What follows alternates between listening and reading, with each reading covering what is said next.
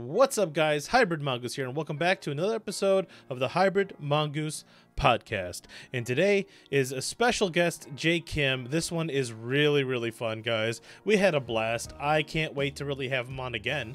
I think we talked about doing a Star Wars themed one, but this one is mainly talking about Marvel movies.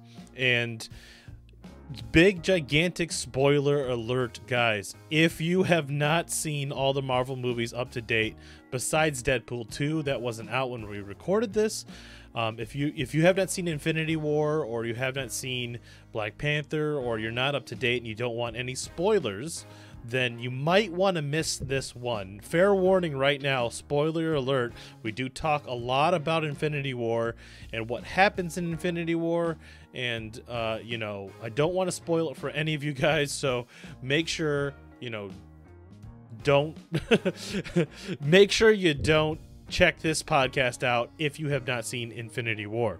Also, big huge announcement, the podcast is actually now on, it's like in 4 different places, which is amazing.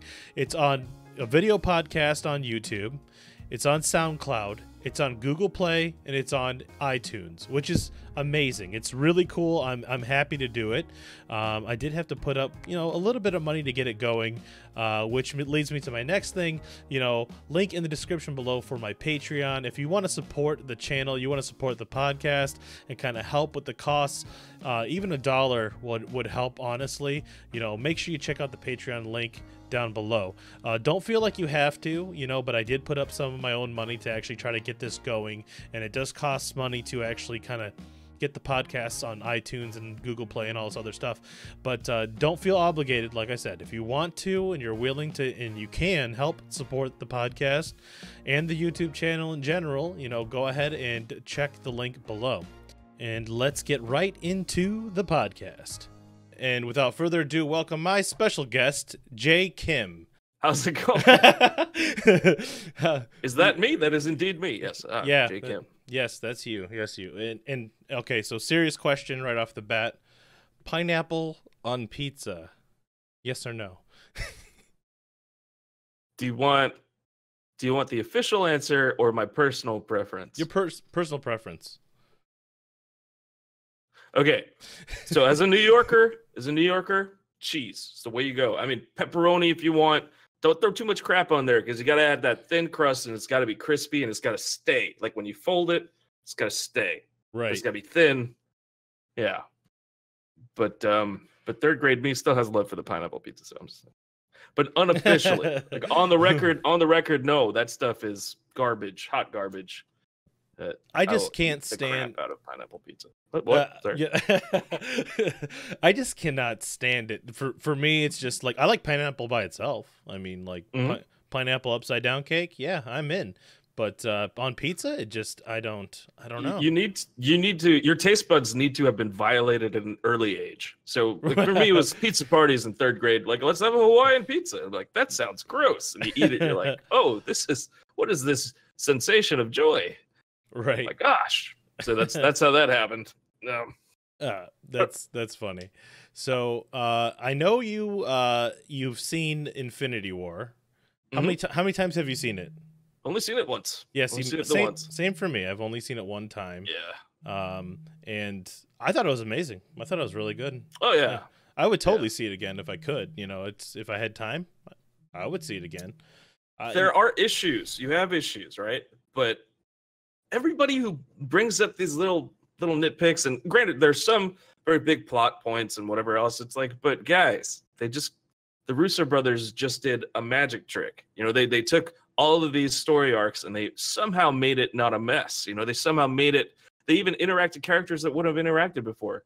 And, right. And, you know, that's one thing I noticed right away. I was like, whoever wrote this is amazing. Like, whoever wrote this, it felt like it fit together to me, no problem. I followed it, you know, to make a storyline that intertwines like that and it actually works.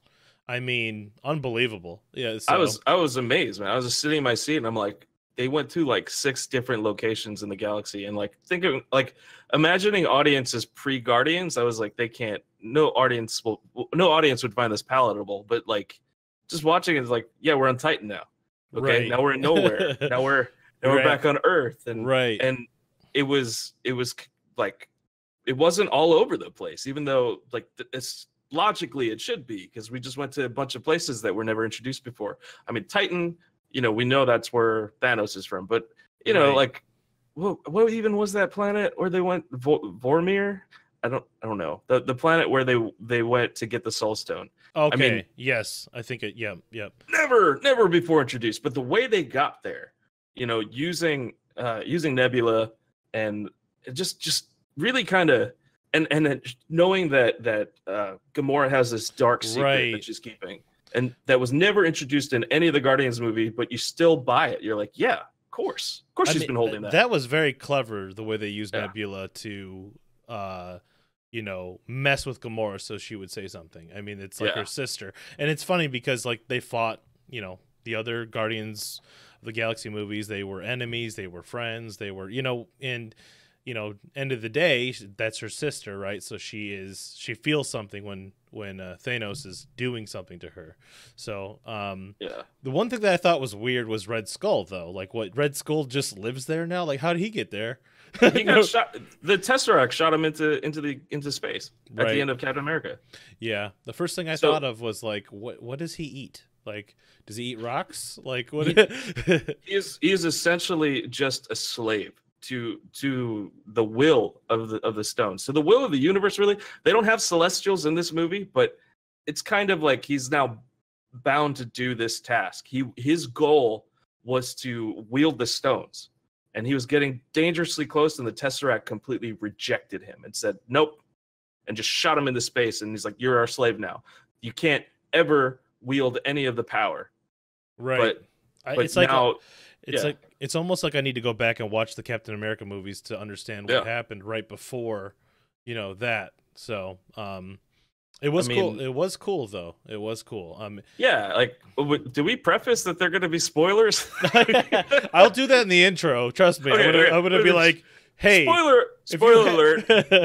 after we spoil the entire movie, spoiler alert. But, no, I'm definitely doing that in the intro. I'm gonna, you know, be like, major spoilers. Yeah, if you're not up to date on the Marvel movies, don't watch this. Period. Yeah. So, I made the mistake of watching Black Panther after Infinity War. Mm-hmm. Once you watch Infinity War, it's like everything sucks after Infinity War. Although, I mean, it was a good movie. There was only a couple things I didn't like, which was some of the storyline parts. I thought the story could be stronger, personally. But you know, visually it was cool. I mean, go ahead. No, my qualms were not story issues with that movie. I thought they weaved an incredible, like, as far as good and evil, as far as the conflict between that, we have a villain who has very, very clear motives and very relatable motives. You know, like, it's not, and his opinion, including the opinions of people around T'Challa, formed T'Challa's decision in the end. And I like that. I like the fact that the hero's arc is not just defined by the villain because he has to punch him a bunch. It's because the villain's philosophy and his worldview, though flawed and though seemingly, you know, diametrically opposed to his, informs his later decisions. And I think that growth came out of plot. It came out of character. It came out of things that you don't see in a Marvel movie. And that's what I appreciated. Now, I'd say certain plot points are kind of like, hey guys, why are we fighting? There's more important stuff. You know, things started speeding up real quick. Once the main villain, his name is Warmonger, right? Yeah, Eric Warmonger. Yeah, so Warmonger. Killmonger. Sorry. A little more on the nose, but yeah, Killmonger. He just shows up. I mean, they introduced him early into it, but you didn't know who he was. You didn't really know. He was just like, I like this mask. He's like, see ya, I'm taking it. And then he shows up later and he's like, I'm your cousin. I'm you know, and just things started happening real fast. And there's a lot of exposition from Bilbo Baggins. If you watch closely, he's saying Martin Freeman's character, he's like, He's like, yeah, he's one of ours. He's got the most kills yeah, that's right. of any shield operative. His specialty is going and destabilizing government. So that's basically what he's doing. Right. And kind of also you add to that the fact that he had Claw. He had the corpse of Claw. And that sort of that gets him in the good graces of the warriors. I forgot what they're called. But yeah, no, I know what you're talking about. Yep.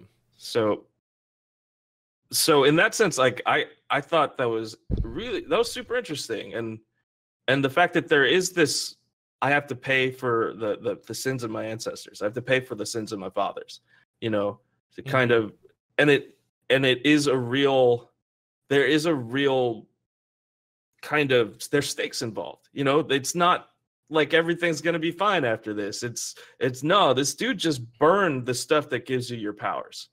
Right. And nobody else can get it, and he, and he had these goals that if they were enacted, it would have actually, it would destabilize the entire world. So there were stakes involved, and I don't know, like he was a real villain, and he had like motives that people could relate to, and right. It just there's a couple parts that just made me laugh when they probably shouldn't have, where he was like, he's getting all ghettoed on the he's from Oakland. No, I know. It's just as funny. He's like, when I say something, I mean that. And I was just like, oh man. actually, if for the Wire fans, he's from Baltimore. We'll just right. Or Philadelphia if you're. He's from Oakland. So back to Infinity War for a second.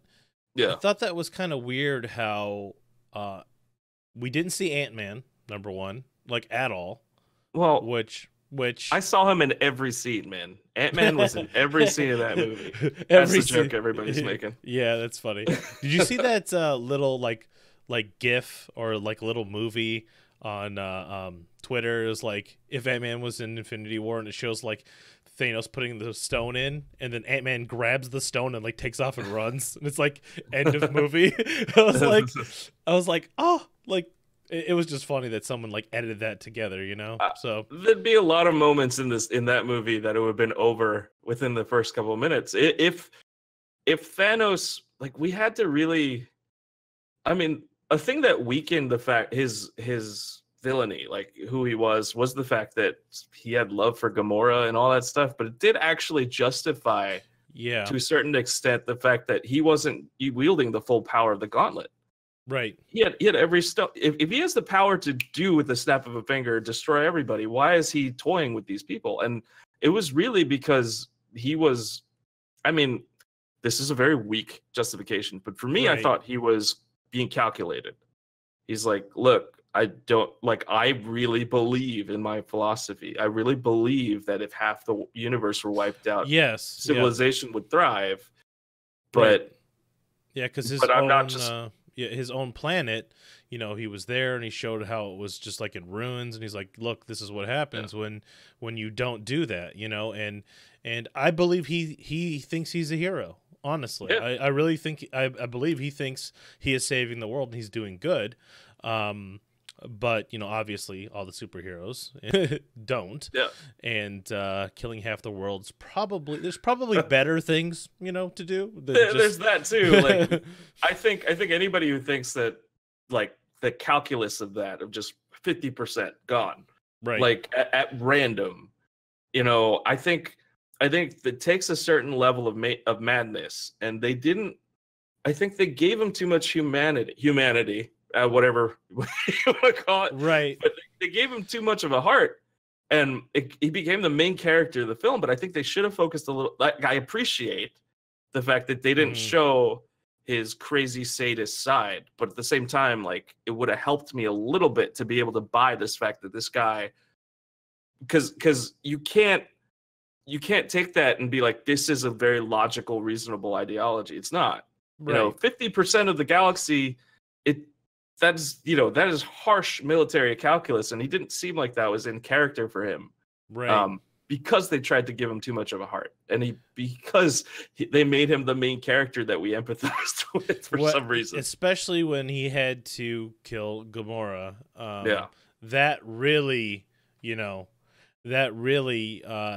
you feel for him in that moment. You were really like, oh my, and she's like, you don't love anything, and he's, that moment was, there was a lot of moments in this movie that got to me, I mean, yeah, I think that's one of the problems I have with the film, actually, is that, I mean, I think it's clever that he could say he loved her, right? Even though he was her abuser, he was everything horrible for her. But I guess in his demented mind, that was love for his daughter. Yeah. But it's also like, it is kind of shining a light back onto society as a culture. Like we have, a culture where men tend to look at the way that they abuse and take advantage of women as love, and I guess that's I don't know, it's sort of like he took one of the more powerful, female characters in this universe, and you literally cast her aside. And of course she's going to play more into the story later, but I kind of feel like it's endemic of comic book culture and movies, culture in general, but especially in comic books, it just tends to, we're seeing a little bit more diversity. We're seeing, strong female characters like Miss Marvel, who is Muslim too. So you have like, yes, I saw that recently. Yeah. Yep. And it's a good book. I really enjoy it. But still, you can even look at comics today, and it really is, oh, look, whenever we showcase people of color, whenever we showcase women, it's always even if they are empowered, even if they're doing things that are powerful, they're always being rescued by, I am white guy who punches, and I'm very good at punching, and I'm here to save you. And so, like, I'd like to see that subverted in the movies, because it's not. And I was going to think like, oh, well, that was back in the 70s, but it's still today. Today's comic books are that way. Today's movies are that way. Right. And you know who I thought they depicted well in a superhero movie was Wonder Woman. I actually really enjoyed, I probably liked that movie more than any of the other DC movies, to be honest with you. I hate to say it that way, but it's not really a high bar other than the Nolan Batman trilogy, but even though Christopher Nolan is producing and exec producing the DCU, I still think that his Batman trilogy has no place in that crap show. Yeah, and I'm a huge Batman fan of the comics and the animated movies and all that, and I really don't think they've captured Batman correctly yet. Personally, it's a hard thing to do. I think The Dark Knight came really close. You think so? I think I appreciated, you get past Christian Bale for like a little bit to really appreciate the. I like the fact that they found a martial art that works for a vigilante fighter. I like the fact that they dealt with the moral issue of surveillance. I like the fact that Joker was it was a unique take on the Joker. Oh, Joker was amazing. That's the best Joker easily. He's my favorite part of that movie for sure. But his performance was just insanely good, I thought. So, and Aaron Eckhart, he was Aaron Eckhart, which means even in crap movies, he's very serviceable. So yeah. So my problem is like I've seen these characters. I was a big fan of the animated series when I was younger, right? 90s, watching the show, and you see these characters and you have a certain vision of them, right? Like Bane was terrible to me. I was like, why is he like that? Some people liked his portrayal of it, and how it worked, but the Bane should have been like the Hulk. I mean, he should have been huge. But if it wasn't for Tom Hardy, right, we would not have the joy of using our coffee mugs to talk like Bane. Oh, he's like, listen, brother. When you have something like the Paul Dini's animated series, like the exemplary Batman you have there. They have freedom. They have creative freedom Right. to be like to show these characters. Nolan he made a creative decision to say that this is set in the real world. Yeah, no, And I get that part of it. Yep, I do get that part of it, and I get that's what he was trying to do, is a more realistic take on Batman. I can appreciate it, but you can't get the Harvey Dent of the animated series in the Nolan verse. It's just not possible. And I mean, Clayface would have been an awesome thing to see, but you know, knowing DC, they probably have prosthetics with a guy throwing clay at him. So I'm just joking. It wouldn't work at all in the Nolan verse. They wouldn't have a Clayface. I think the closest thing to the animated series for me would be the Arkham game franchise. Yes. The Arkham's very good. Because you got what's his name? My brain. Well, you have Mark Hamill and you have yes, God, he's such a good voice for Joker. Kevin. Oh my God, Kevin Conroy. Okay, I would have never gotten that. I would have been like the guy that voices Batman. You have my favorite Batman, but there are certain elements that I was like, I wish wasn't there, like the new design for Harley Quinn, which spawned like, I just not a fan of like, why did you do that? She was a perfectly good character before, and now, why? Why is she dressed like that? You know, and then they took it like a million steps further with that awful movie, Suicide Squad movie. Oh God, oh no. There was so many, like, okay, so you play the Arkham games, right? So you know what Killer Croc is supposed to be like. And Killer Croc in that game is terrifying. He's huge. He swims through the water fast. When you were fighting him in that one level, he's hitting up planks of wood and stuff, and it's intense, and he's this scary creature, right? And then in the movie, what do they do? It just looks so fake, well, that absurdity of a film was supposedly in the same universe as Nolan's Batman. So I get it. I get that they're trying to do a realistic take on it, but it wasn't realistic at all. The zombies and the weird dancing witch lady and the Diablo guy was the best, if you ask me. That's the coolest part of the movie. With the forget his name now. I've only seen that movie once. Who cares? Who cares? So like David Ayer's great director, but Warner Brothers is a studio, and in the end, the studio, the way they function is, these people are making a ton of money doing this. We have to do the same thing. And they went to David Ayer and said, "Okay, we're shooting in 2 weeks." And David Ayer's like, "Do you have a script?" And they're like, "No, you need to write it now." And they started principal photography on that movie without a script. Wow. And so basically, it's the same thing Marvel does, but Marvel has a Kevin Feige, which they're not going to have soon. But they have somebody making sure the stories are consistent, making sure this universe, has a little bit of consistency. And I would argue that the Marvel Cinematic Universe has more consistency than the comic book universe, because comic book creators, they have their schedules are off, and they're producing at the same time. And a lot of times they'll push out a book at the same time as another book with the same character in completely different areas of the and they'll be like, somebody will write a book later and be like, "Oh, that was an alternate version of him," or like, "That was his clone." And they would have to do that constantly because they would write themselves into circles. But because of the way films are made and how much money that's produced into them, how much time is put into it, they're able to make a consistent universe.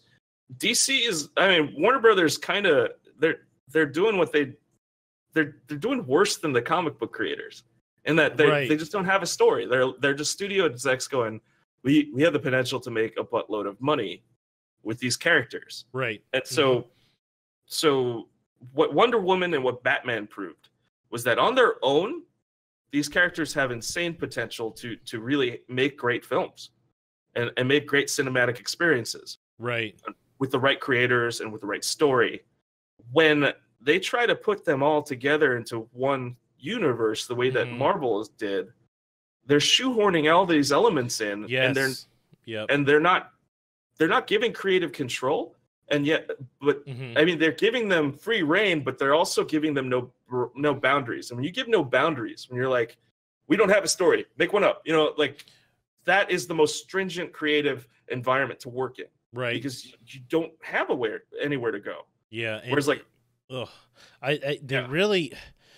I hated the fact that DC doesn't have patience. That's the one thing. They Marvel has laid the groundwork for Infinity War for how many movies, and we know the characters. Whenever they introduce somebody big, they make them their own movie with their own plot and their own way of tying into the story.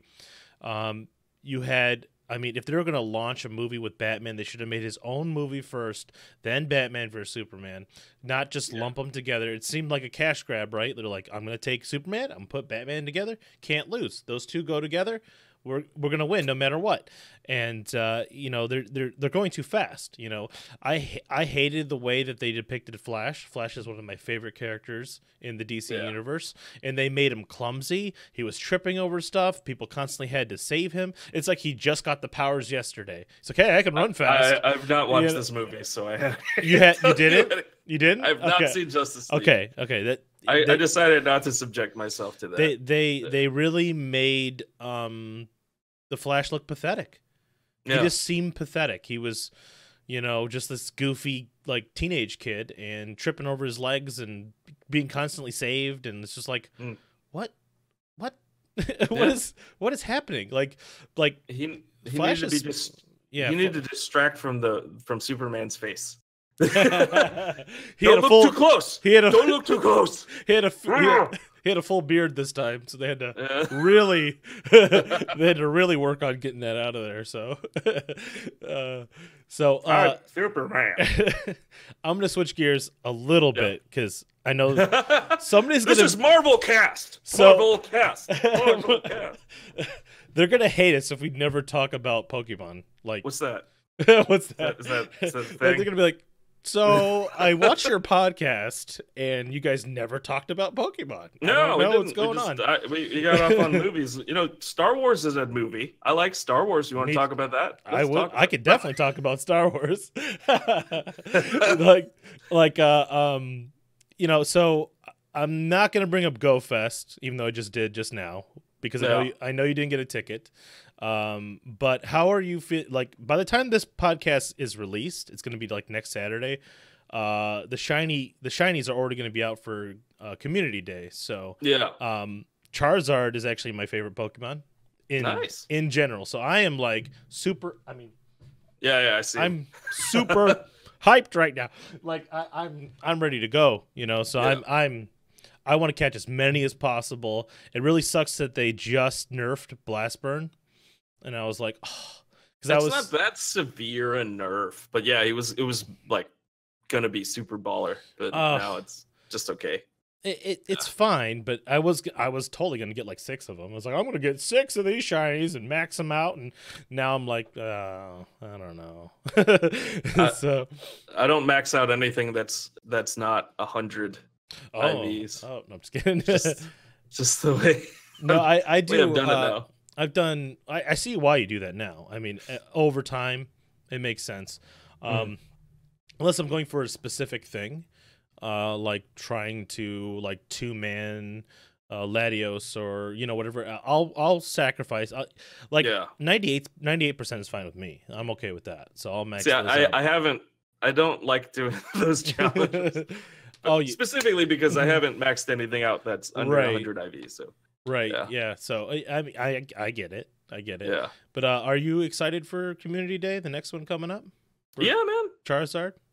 I don't have any Charmanders though, which is a bummer. Okay. Like all the ones I've caught have been like I transfer things that are under 96. So, but I'm gonna have to settle for whatever I catch on Community Day, and I'm just gonna be catching Charmanders the whole day.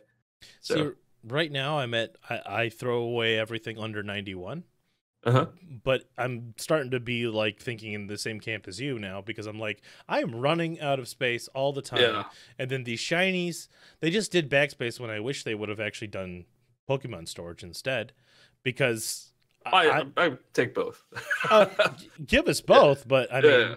but yeah, well, with the shinies, each community day, every month you're gaining what 7, 10, 12 slots that you just don't want to transfer them, right? You don't want to get rid of them.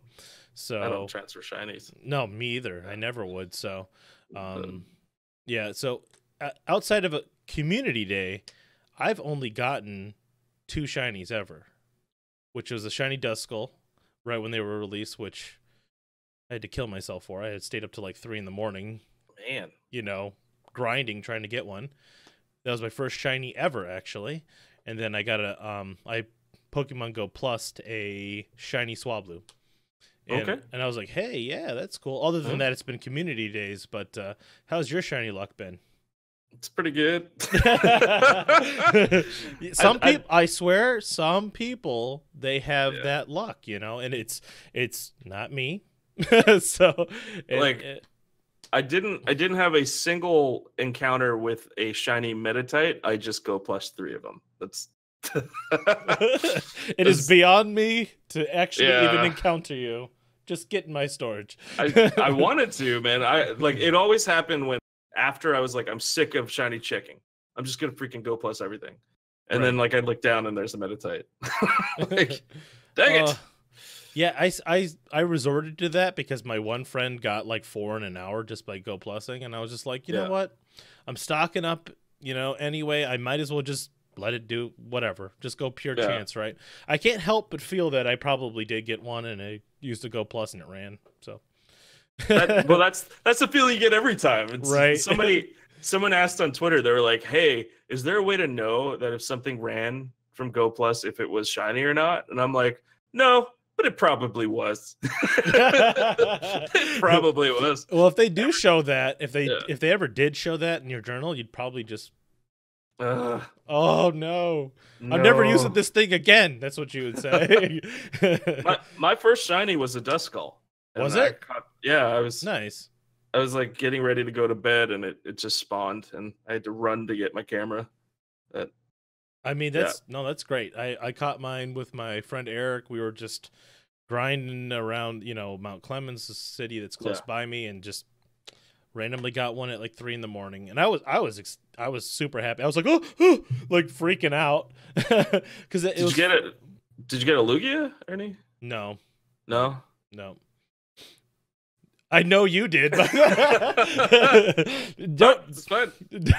don't feel bad. My shiny luck is like really bad, so it's okay. I think I had around 600 to 700 encounters for both, and it didn't get a single shiny for the Meditite and Makuhita. So I got one Makuhita. That was the only one I really wanted, to be honest, because I was like, that one's useful. I want to power one up. And it looks dope. Looks pretty dope. It's okay. Yeah. I still have yet to get a Magikarp. Yeah, I don't have a Carp either. Gyarados is one of my favorite Pokemon too, so I really want a red Gyarados. Yeah, Gyarados. It's out of my reach for some reason. I was only able to get one Pikachu on Community Day. I only got a couple. I got 2. Sorry. Yeah. Wait, I might have only gotten one. Yeah. The first Community Day, I had some bad stuff happen with my charging, and oh man, my port got wet. Actually, I have a waterproof phone, but the port got wet, and I couldn't charge it. So I'm like running out of battery, going like, and just Pikachu popping up all over the place, and I'm just like, So I actually turned it off for my phone for a little bit, and then turned it back on, and it ruined the entire event for me. So but I've caught a couple shinies. I caught 2 shinies, so shiny Pikachu's. No, that's good. I'm sorry. I'm just rubbing it. Oh no! I asked you about it, so it's fine. Did you got a party hat shiny? That's what I was about to ask you. That's rare. That's rare. That was a good time. Do you have a party hat Pichu? Shiny? No. I don't know anybody that has one of those. That's like one of the rarest ones ever. Like I don't even think I have a party hat Pichu. Period. Nope. I just have the holiday hat, the Santa hat, and the ash hat. So you can't see any of that. There you go. Kind of. Yeah. No, it looks, Whatever. It looks good. Sure. Take my word. It's there, man. I did get lucky. Were you at GoFest last year by chance? You didn't go? I had a major work event. So okay. They tend to coincide. Conferences and summer. Right. They go together. Right. Yeah. GoFest last year, I still had a great time. Mainly because of the raids after. I mean, that saved the day. Like that fixed in my mind, I was like, okay. That was 8 hours of hell, but then it was worth it. So you didn't have a ticket though, right? Or no, do you have a ticket? Oh, you did. Okay, I did. Okay, yeah. So I think the official word is you need a QR code to catch any of the special event stuff. So like any regionals, right, and unknowns and stuff like that. So yeah, that was what I heard, and that sucks. Yeah, no, I believe that's true. Yes, yeah. So when they opened it up to like a 2-mile radius, we were able to catch Heracross and unknowns like anywhere, all over the city. So that was cool.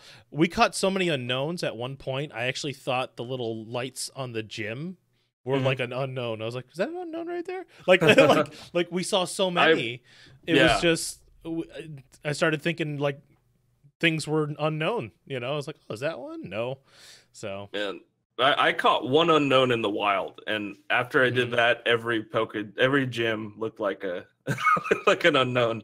That was so like I couldn't imagine if they were plentiful. Oh, they were everywhere, and I, I mean, I think I only had one unknown in the wild before GoFest, which I mean, it was scanners and trackers that found it. You know? Someone messaged me and said, "Hey, it's right here, dude. Go get it." And I was like. You know, so I ran and got it, but you know, how do you like scanners are gone now? Well, I never actually used them, so I trusted Discord usually or Messenger, but really I don't know. My unknown I caught it was in my neighborhood. That's and I was insane. just like I saw it on nearby, and I'm like, there's a freaking unknown, and then it just spawned. That's dude. Well, you know what? You had something that's completely unique then, because it's like everybody that I know got an unknown from, you know, most people.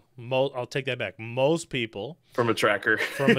Yes, yeah, and you know, I have a couple friends that have gotten. Well, one friend, Tony, he got all the letters.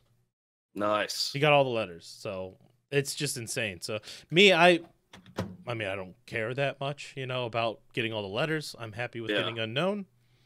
You know, I get some more new ones. That's cool.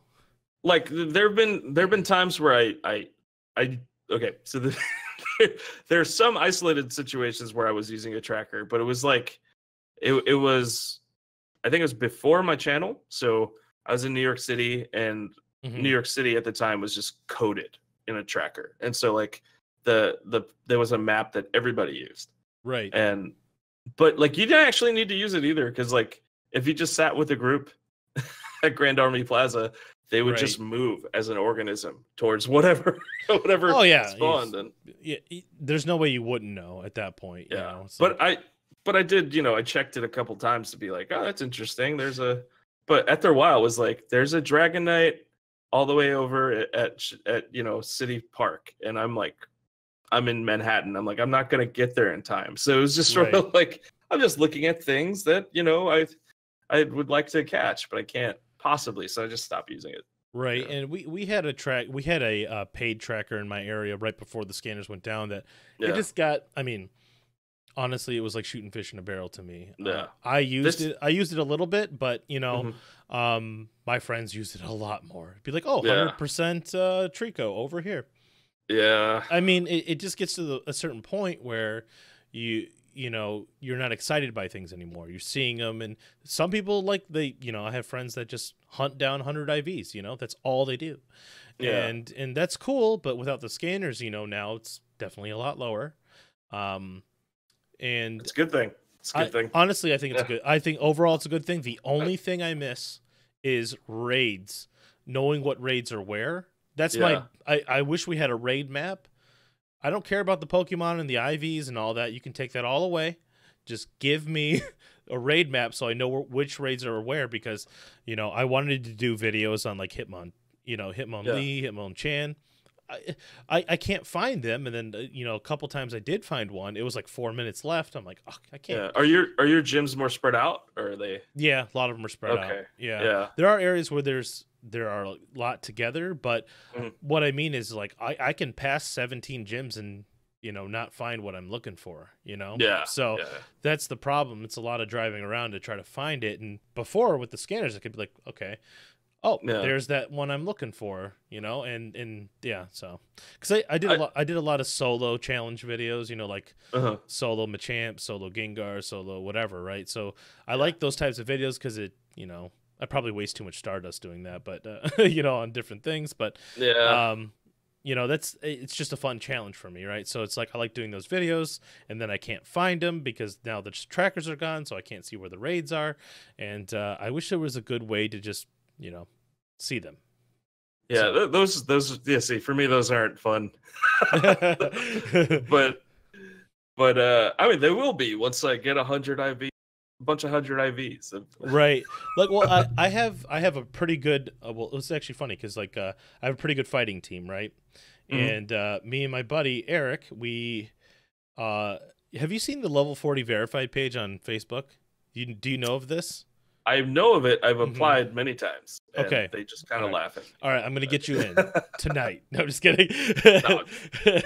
But I got a pretty good fighting team because you know, me and my friend Eric, we were trying to beat the world record for the fastest two-man T-Tar.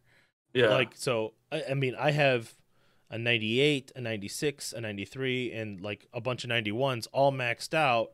And we ended up, the first time we tried, we ended up tying first place. And then we did it again and we beat it. Nice. So we were top for a little bit, but then Eric and another friend of mine who had a slightly better team ended up beating that team. So I'm like, oh, no, like, you ruined my record. But you know, it's those people are, you want to talk about serious about the game. And there's nothing wrong with it. People have their own way of playing, but those people are like, you know, 40 times 6, 40 times 7, you know, it's just like I'm working on 40 times 2 right now. I'm in the same boat. I have like 27 mil or so. Cool. Yeah, I haven't done a mass evolve really since I've turned 40. Oh, okay. So I've turned on lucky eggs just to like play, but I've never like, okay, I'm going to catch a bunch of Pidgeys and mass evolve these. I don't do that anymore. I mean, for the double XP events, like I would do mass evolves like crazy, but I'm trying to get there. Yeah, that was one thing that I did not like about the game. I mean, I'll be honest. I like the whole mass evolve thing. It just bored me to tears. I just hated doing it to get to 40. So when I finally got a chance to say I'm not worrying about experience anymore, it was like a weight that was lifted off, right? So I was like, oh, cool. So I do things that people would just hate. Like I just transfer all the Pidgeys I have. I don't even IV check them. Get out of here. You know, some people can't do that. They're like, I have to check every one. I might have 100. You know, and I get I've got 400s. Yeah, I get it. Trust me, my friend Eric, who is like 100% like hunter, he just like cringes every time he sees me do it. I'm like, check this out. I like transfer all of them, and he's just like, it's just for me. It's like the potential XP is like I can't let it go. Right. So, the one thing that I do have to say though is if they do up the level cap, I will have tons of candy to just do mass evolves till I want to just scream. You know, like I am the biggest hoarder of candy and Stardust. Yeah, because I have not the biggest, but actually, let me look at my Pidgey candy real quick because I know it's way up there. It's pretty high at this point. Okay, Pidgey, I have 5,851. Thanks, son. That's what I'm saying. Like, so if they ever did up the level cap, I would be able to just, I mean, mass evolve all day, you know, all day and night. So I mean, it goes fast. It goes really fast. I keep hearing that. People keep saying, you know, it goes really quick, but I'm sure it would. You know, and that's okay. But you know, I had a lot of friends that are like, man, I can't wait till they up the level cap, and they are like 100 mil, you know, 80 mil. And I'm like, you're gonna instantly hit top level again, and they're like, no, I'm not. I'm like, yes, you are. And I'm like, I don't. But like, what are they gonna do about the Pokemon? Because you can't level a Pokemon up past 40. That would be bizarre. You know, that would be bizarre, wouldn't it? Yeah. So somebody brought it up in the live stream I was doing yesterday, and they were like, I think prestiging would be better than raising the level cap. I actually agree with that. I like that idea. I like that idea because like you know, Call of Duty. I like that. Yeah, like maybe if you get a certain level, or I don't know, if you're able to get there, you get like a shiny charm, you know, or something like that. That gives you 3 times the possibility of catching a shiny. You would benefit greatly from a shiny charm. Yeah, God, I would. Yeah, definitely. But the only other thing, I mean, you know what they should give you for prestiging? Another unlimited incubator. Mm-hmm. Yeah. So you prestige, you go back down to level 1, and they give you another. Yeah. I mean, yeah. That's money out of their pocket, though. I mean, here's something for free. Right. For giving us a crazy amount of money. Yeah, I mean, that would just be. That'd be. That would be something they'd sell in the store, I think. Like, they would sell in the store to people who are a certain level. Right. It would be like, in the store, there's your perk. You can buy it. Right. Just like they did with those outfits. Yeah, I the fire red ones, I'm not going to lie, I bought them all. I wanted all of it. Like, I don't think there's a piece of clothing I do not own, but I don't wear them. No, you know what? The ones that you gain from like the fisherman and stuff like that. I buy those, yep. I'm still waiting for the big carp, Magikarp one, like the catch so many big Magikarp. I'm missing that one still. Oh man, that's a pipe dream for me. Like 176 out of 300. Let me see. I'm curious now because it's mine. 198. I can't freaking 198. There. Yeah. 176. There you go. Yeah. So. Yeah. But so the main series games, did you play them growing up? Nope.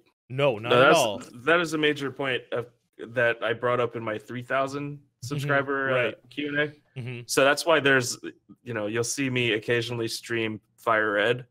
Okay, gotcha. Very occasionally stream Fire Red. But this is my first. It's the series is called Total Noob Plays Pokemon Fire Red, and we're up to part 15. Wow. Oh, that's cool. That's cool. I had a really like resurgence with myself. Like I played Red when I was, when it first came out way back in the day. Then I played, Pokemon Stadium and Pokemon Snap on the N64. And I remember the whole Stadium like add-on thing where you could put your Game Boy game cartridge in and you can actually like load your guys into that. And then, I slowly got out of Pokemon. But then when Pokemon Go came back out and I was realizing like, man, you can go out there and catch, Charmander and Squirtle and all, and I was just so hyped up about it again. And there was nothing like it, I was just like, this is amazing. So I started playing the game originally and I could not get any of my friends to play. Like, it's actually kind of funny how I became a YouTuber, right? And I'm going to tell you this, it's just so funny because it's like, I started live streaming way back when the game first started because none of my friends would play with me and I didn't want to feel like I was playing alone. Joke. It's no joke. That's exactly really sad. I know. No, that's great. It's so sad. But it's true. I mean, nobody would play with me. And I was like, I was telling my brothers about it and my best friend. And he's just like, I'm not playing Pokemon Go. Get out of here. Meanwhile, I'm like, that's it. I'm live streaming, so, and it just turned into this, it turned into, I mean, I always liked doing YouTube videos, but I never thought I would be here doing this today, It's wild. Yeah, no, it's crazy. Yeah. It's crazy. And it's, so right now, since you were a noob, I have like, that's why Charizard's like my favorite. I remember it from the show. I remember, I just loved it from your starter. Yeah. Always my starter. Always my starter. most of the time. I think I did play the whole game through with Charmander, and then I switched it to Pikachu after I figured out the trick that you could do to get him. So what is your favorite Pokemon right now? Oh, it's hard. Like Pikachu is my favorite, just because. Nothing wrong with that. Yeah, dude, I have the biggest Pikachu you've ever seen. That's awesome. It's no joke. It's gigantic. Yeah, you might have a problem. No, I want the giant Snorlax, but it's way too expensive. Right. Yeah. Pikachu, get back in line there. Okay. Yeah. I've got the LED lamp over here, and I've got a tiny figurine over there. Unfortunately, with the podcast the way it is, they're not going to see it, but because I cropped it. But okay, I'm gonna bring it over. Yeah, bring it over. Yeah, there you go. It's my Pikachu lamp. Let me see if it turns on right now. There you go. You can't tell, but it turns on. No, that's cool. That's cool. Yeah. And there's like a tiny figurine over there with Mewtwo. Right. But my starter in Fire Red is Squirtle. Okay. And Squirtle is arguably the best. Just to say it. Right. It's sort of like in the cartoon with Squirtle Gang, right. You're like, that's one mean Pokemon, and then he takes his shades off, and he's the cutest thing you've ever seen. And I'm like, I like Turtle, and I like Squirtles. I like Turtle. I like Turtle. That's what I named him. I named him I Like Turtle in Fire Red. That's awesome. So, yeah. No, that's cool. That's cool, man. We're almost at an hour right now. Can you believe this? What? Yeah. It's like we wasted half the podcast talking about movies. No, we didn't. No, we didn't. What podcast is this? No, it was. I want to talk about Star Wars now. Like don't get me started. Do not get me started. I'll have to have you on again for Star Wars then. I'm cool with that. We'll have to do that again. But I think Chi is the only one that answered a question. I'm trying to do a fun thing at the end of the podcast where somebody asks a question and we just answer it, right? I'll behave like I did not read it on Twitter. Right, and I know you probably did, but that's okay. Let me find it now. Oh my God, million retweets. You got to use a hashtag. That's what I did. Use a hashtag. I need to use a hashtag. This is all right. My eyes. Okay, 1 second. I did actually use a hashtag. Oh, you did? I did. It's Ask HM Podcast. Aha. Let me see if I can find it now. Did they delete their response? There we go. Okay. There we go. Oh, yeah. Okay, so Master Chi, who actually is a good friend of mine, he's a huge fan of you, by the way. So really? Yes, huge fan of you. It's just funny because, he's Asian as well, and he's just like Asian YouTubers. I'm Asian? What? So his question is, and it's going to pop up on the screen right now. It says, as a fellow Instinct player, I was wondering if Jay is sick of getting 7 balls in every legendary raid. I just, it's a foregone conclusion, but in Brent, so I have 2 different groups that I raid with mostly. So the one around my workplace, they're all Instinct. So we would fill up, 14-person lobbies with yellow. And wow. So I mean, that's if everybody can get away from their desk. So we do lunchtime raids. Most of them work in the office buildings where there are gyms. Right. So, but there's a lot of Instinct. 14 might be exaggerated. I think maybe 7 or 8 people. Well, that's cool. You got an Instinct team. You got a team that you raid with to kind of, fix that problem, which is always good. And then they're not like the crowd I like to be associated with very much, but there's a crew that rolls, downtown, and they're very militant Instinct, and I'm like, guys, it's a game. But I benefit from their zeal. Because their zeal. That's funny. Because if you go to Centennial Park, which is like the park that has the highest concentration of Pokestops and gyms, it's always yellow. Right. And before it's because they were spoofing. I don't really appreciate that. But now they're doing it. Now they actually have to like come and be like jerks to everybody. They're really, really not nice. But I mean, no. They're good people. good people. That's funny. Good people who might be watching this podcast. I mean, I just don't appreciate, like, some people, they have their own play style, and it's not for me, you know, like, kind of, right. you know, the whole, like, our team's better than yours, and you are. No, Yeah, you know what Valor does? You know what Valor does? What do they do? Valor does the raid and then goes, look at how bad we beat them on damage. Like, and that's usually what my Valor we still raid with everybody, but then we'll secretly be like, look how bad they are. Like, so, you know, it's just funny, you know. It's good when it's healthy competition, but when it gets bad when people are like, you know, Mystic sucks and get out of here, you Mystic scum, and like, you know, that's where it gets a little. I mean, I'll play with anybody. I don't care what team you're on. You know, it doesn't bother me any.